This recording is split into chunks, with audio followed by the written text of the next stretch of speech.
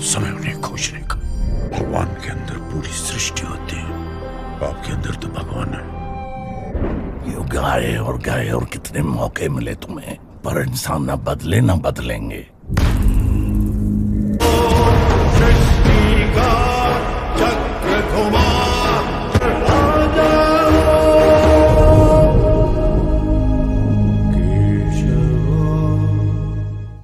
Hey, I'm Manushree. And I'm Nawina. And today we're going to be reviewing Kalki 289880 by director Nag Ashwin. So, we actually just came back from the theater. This is our second movie we went to in the theater this week, so that was quite the experience. The movie's in Telugu. I'm sure it's released in other languages and has a plethora of famous actors. Do you want to go and say some of the famous actors that are on the movie? It has Prabhas, Amitabh Bachchan, who came later, but I literally forgot. Oh, Deepika Padukone. Kamal Haasan is in it, and there's a lot more. But yeah, and we even have Dulquer Salman. Oh. So we have like lots of different appearances, and honestly, I think that was a great thing because obviously a lot of people want to come see their like favorite actors. So that was a good thing that there's that many really good actors in the movie. Super different from just Indian movies in general. It's taking like a sci-fi dystopian kind of thriller scientific approach, I guess, futuristic approach, and we've not seen that, I think, at all. Like, I think the last movie I watched was like, this movie is super futuristic, very innovative, sci-fi, which you don't really see in Indian movies. I think the last movie I would say, that I can recall is maybe Endiran, like the robotic type of futuristic theme. Like, you think of it as? Yeah, the really old one. the other one, the last one, I don't even remember the name, but it had this weird alien. I don't know. There's just never been any good. Triple R. Oh, RR. No, that one was great, but that was like, sci-fi. Yeah, that was period movie. Sci-fi movies in like India. Bahubali, Bro, are you doing the movie review? Huh? sorry. She said, bro, are you doing... Okay. No, but like, wait, don't say that actually. What were you saying? RRR, Bahubali. RR is like what I'm saying is like, movies in India they're never really sci-fi. They're never futuristic. Yeah, and when they are, they're not good. So, but this one was good though, compared to those. I think the reason why is because movies like Ponniyin Selvan, Bahubali are all based off of scripture, so they have almost a script for them.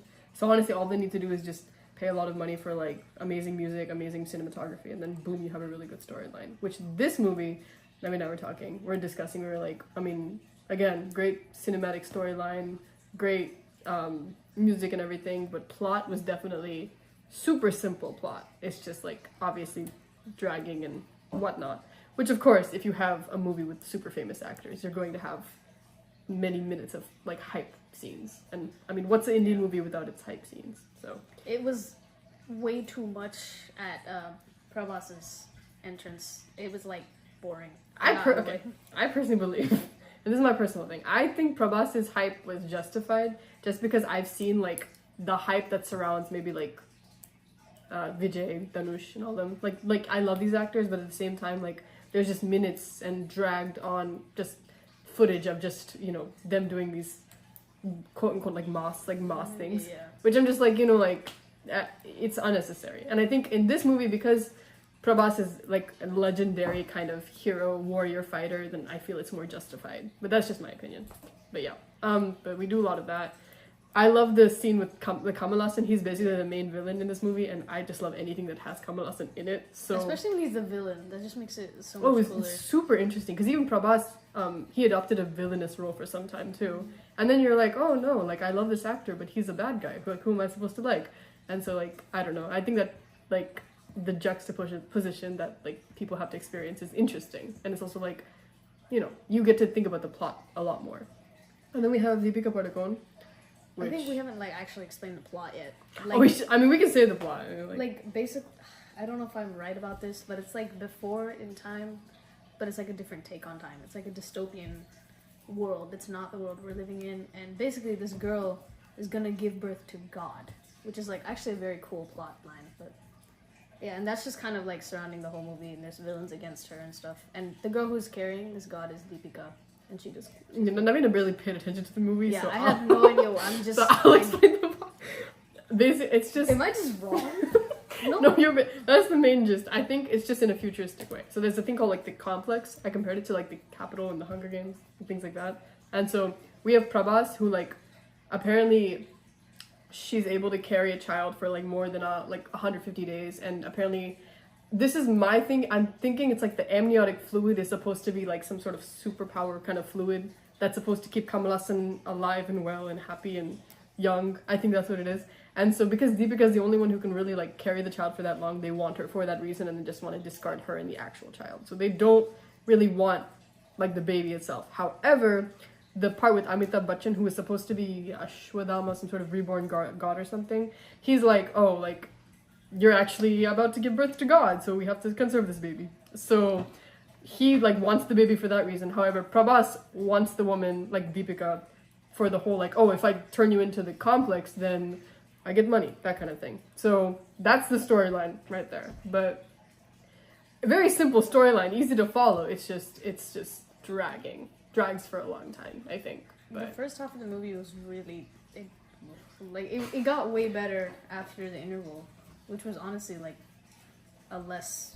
way less time in the movie. I don't know. Yeah. I felt I had very much I had a lot of trouble paying attention to the plot line. Like I was lost the entire time, to be honest. she was also seated next to our youngest sister, so that's Yeah, probably so why. we really weren't watching anything. No, I'm Yeah. kidding.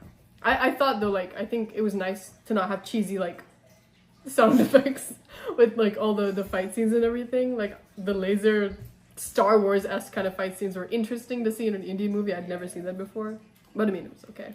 And I think one thing I really want to talk about is I love the designs in this movie. Like I thought everything was very cool and sleek designed. I really liked it. I think the costumes that like the women have to wear, like especially in the complex, the ones who have to give birth, and the ones like the full black with like the armbands. I just, I love all the designs in this movie. I thought it was really well done. Yeah, it was very like dystopian and sci-fi and stuff, and like also it was very imaginative, which you don't see in like Indian films a lot. Like everything's gonna be, if it's something like this, it's always gonna be like a period movie. It's not gonna be something as like robotic as this one was. So I think the fantastical aspect of just Hindu literature and scripture fits really well with this whole futuristic theme. I think that's why the movie works really well. So honestly, it's not a bad movie. I think it's also like 2 hours and 45 minutes long, so it's super very long. long. But I mean, if you're wanting like the whole like going to a movie and watching such a grandiose film, then this is the perfect movie for you to watch, I think. And I think they're gonna do a second one. So very much like Bahubali, Ponniyin Selvan, kind of like, oh, what's the next story? So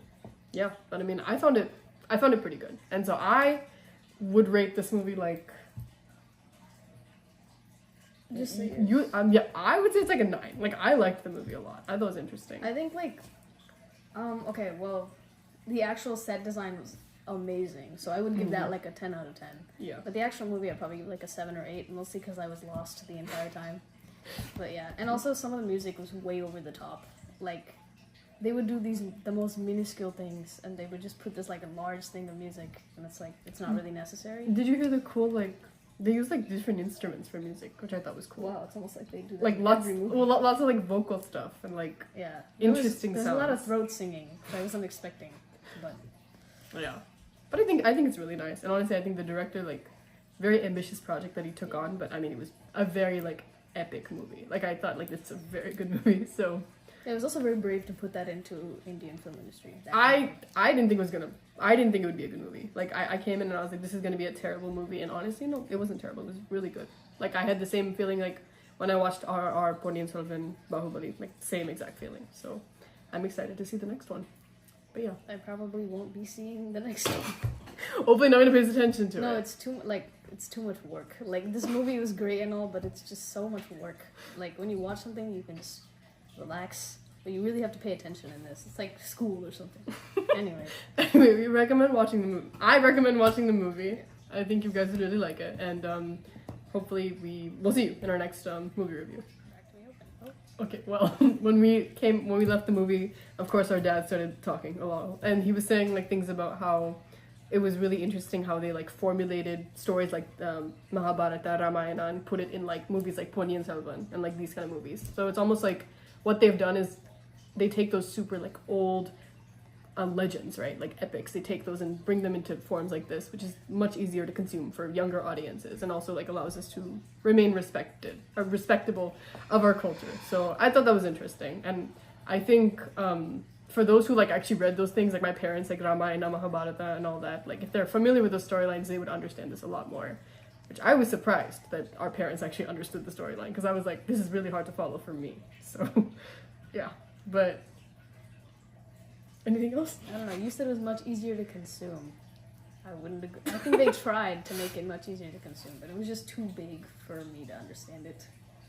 Yeah, I mean, it's okay. They used a lot of god names like Karnan, Arjun, Krishna, things like that. Brahma. That was like there's a lot of those. Is it Brahma? Is it Brahma? I actually don't know. I'm so bad at this stuff. I'm sorry. Just a lot of god names that you will recognize. Which again, because Hindu mythology is very epic, very vast, I think it works really well in these movies that are super epic and vast. But yeah. Okay, thank you for watching.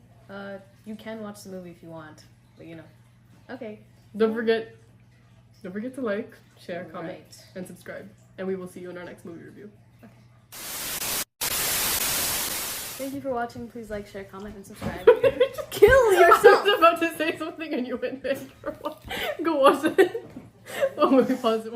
Disha Patani, if you're watching this, just know that I am in love with you. Thank you for showing up in this movie, and I hope you show up in other movies.